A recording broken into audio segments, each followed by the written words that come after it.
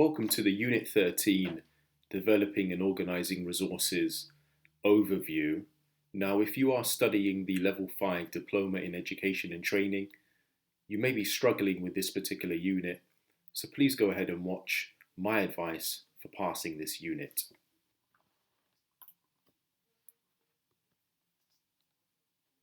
Now, essentially, there are 5 learning outcomes that you will need to evidence if you are going to pass this section of the course.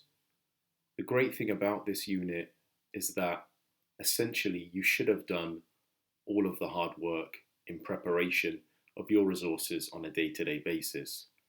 So these 5 outcomes are not that hard to demonstrate or evidence, but there will definitely be some research in terms of legal requirements and theory that you need to reflect upon.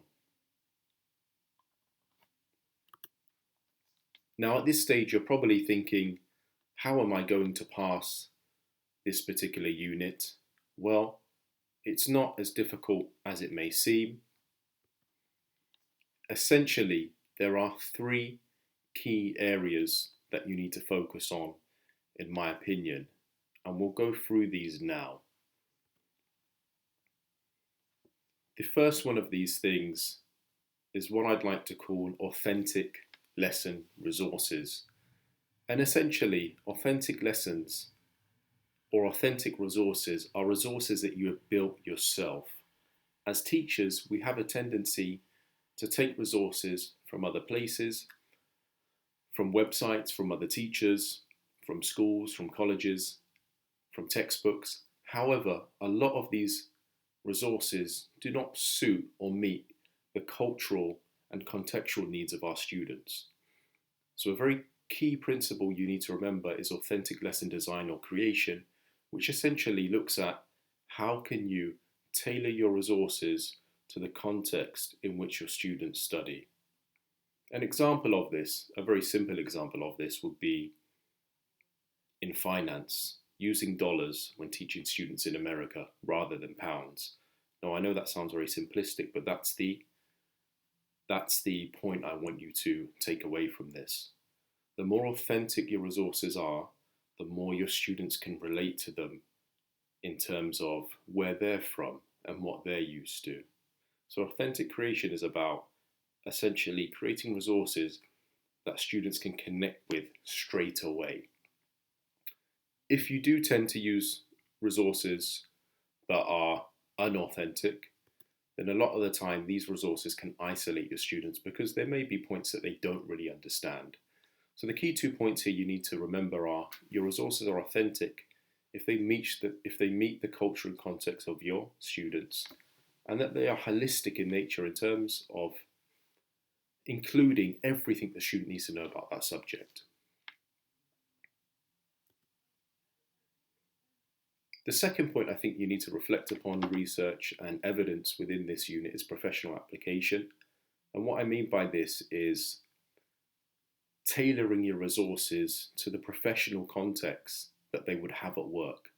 So do your resources promote activities, skills, and knowledge that will be expected of them to demonstrate when they are at work or in the workplace?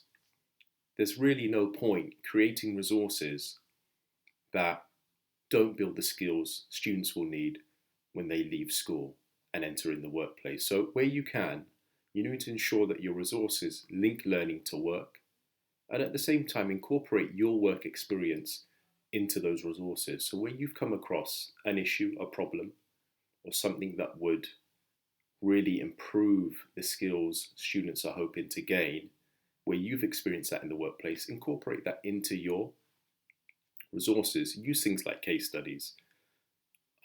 Use things like,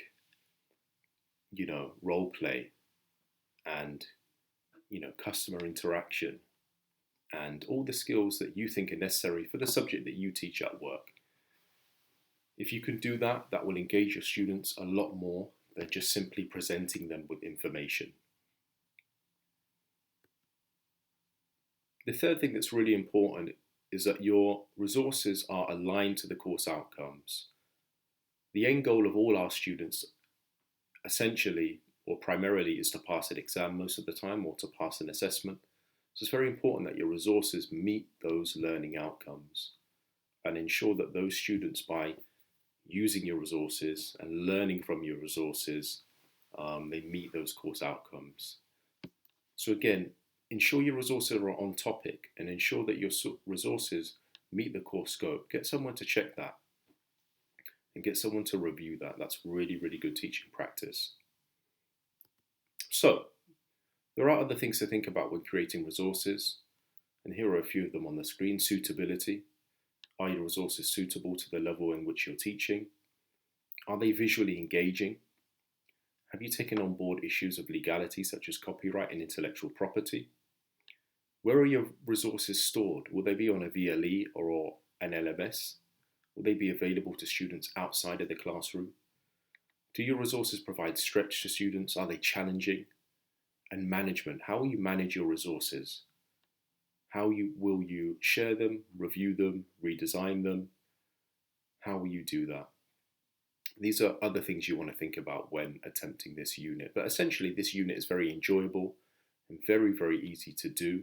And a lot of the hard work you've probably done already. All you need to do is really reflect on that and just delve deeper into some of the theory that is out there. Now, if you do want help with this, please go along to my website, dominichines.com. You will find resources on this particular unit. So please do take a look, and I hope that is of benefit to you. Thank you for watching.